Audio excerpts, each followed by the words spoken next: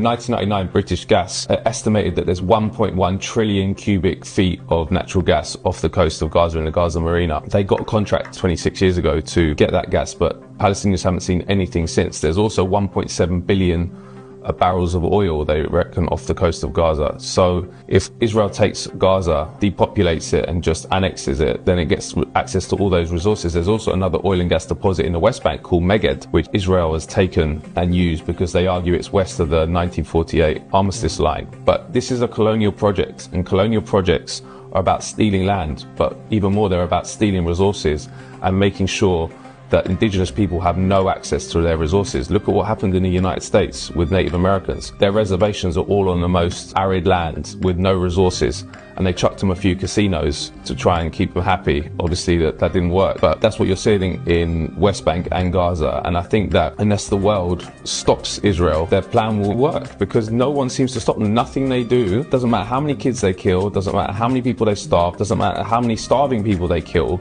no one says stop.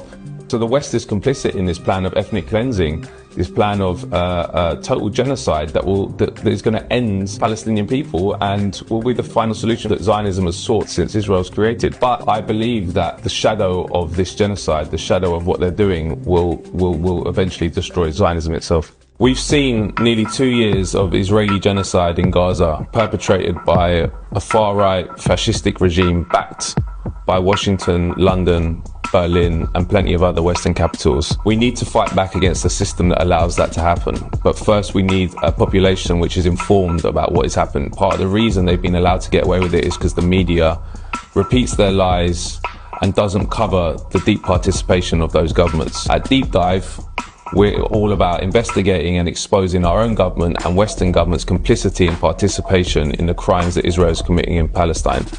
But there's many obstacles to this. One of the main ones is funding. So we need you to help us keep reporting independently and promoting Palestinian voices against an industry which wants to silence them and us, who are revealing the truth about what's going on in Gaza and Palestine more generally.